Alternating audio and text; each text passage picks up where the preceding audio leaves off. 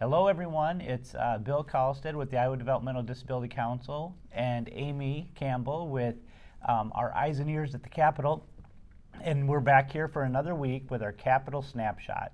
So there's a lot going on at the Capitol, Amy, and we just want to kind of review what's the latest happenings. This week, the governor signed the tax bill. We've been talking about that for the last few weeks, and she signed it and it has become law. She was also asked to give the Republican response to the State of the Union speech on Tuesday evening. And finally, kind of still on the national level, both chambers introduced resolutions to support Ukraine. So that's some things going on there. Some specific bills that we wanted to talk about. One specifically around the topic around COVID vaccines. We've been following those throughout the year. Any bill that has to do with COVID vaccines.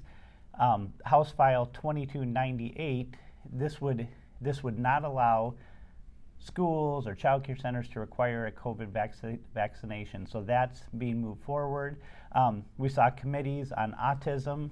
There's House File 2167. They're continuing to put a sharper point to the definition of autism, and so those are still active. And then there's a new bill, House Study 727. So this last year we've talked a lot about the AEAs, and that's been a big conversation because AEAs are responsible for the education component not only for all children but also for children with disabilities. This restructuring of the AEAs would be cutting them down to 4 from 9.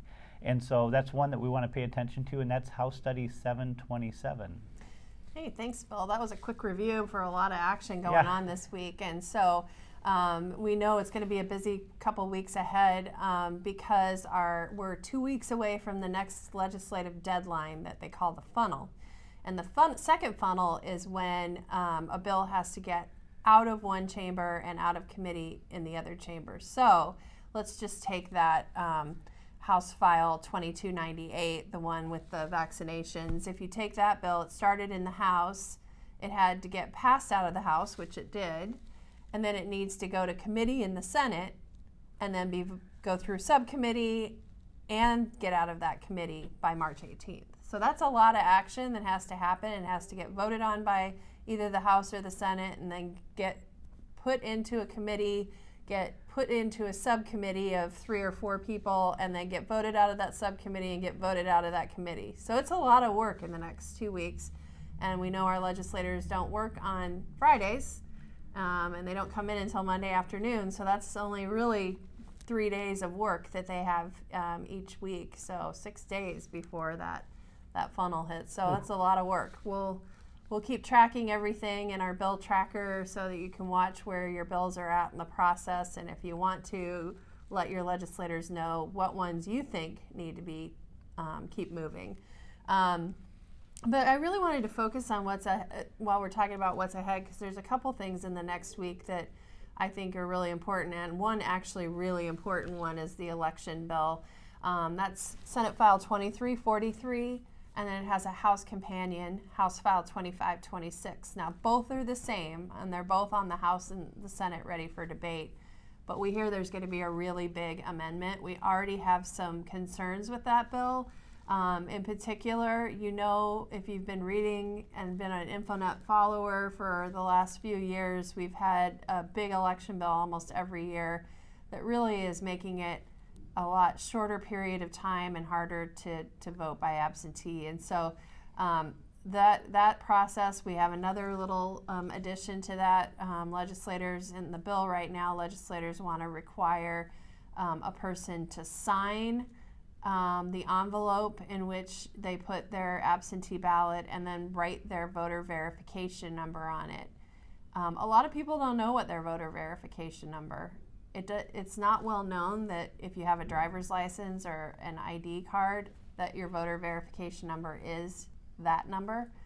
And those that don't have those get something sent from the Secretary of State and their county auditors that say what their voter verification number is. And if you lose that card or you don't know it, if you send a absentee ballot back in without that on it, if this law passes, it won't be counted. And so I know that the auditors are working really hard to try to find a way to help make that process a little bit smoother if they do include that requirement.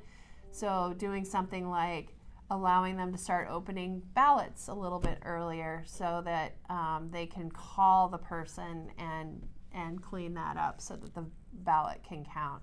So there's some concerns with that bill, and we know that there's going to be a big amendment to it, and we've heard that one of the two chambers, I don't know which, House or Senate, will be passing that bill next week and debating it. So watch our social media feeds. Facebook will post that when we hear that it's going to be up for a vote, and then we'll also post it when the recording of it so that you can see it if you're interested.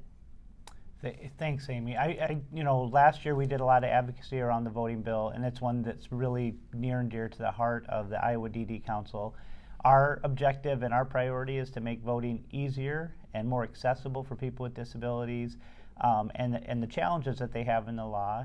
They want to take voting serious, and they want to make it that it's accurate, and so we are also pro that as well, but we'll make sure that information's out there, like you said, Facebook and Twitter.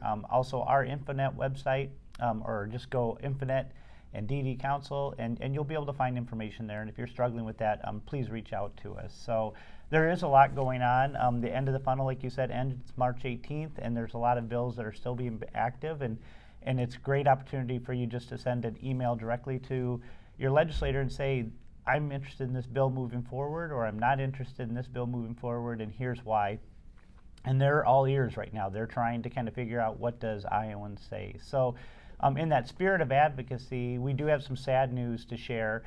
Sherry Clark, we are saddened by the news that Sherry Clark, a longtime disability rights advocate, has passed away. And Sherry was part of many advocacy agencies and received several awards for her ongoing dedication. That includes, she won the 2017 Iowans with Disabilities in Action Lifetime Achievement Award, and she received this award for her years of advocacy in the disability arena.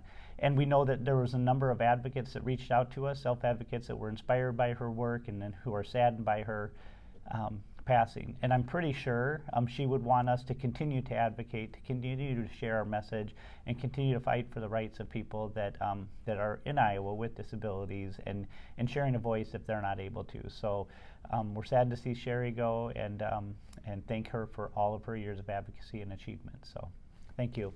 Thanks.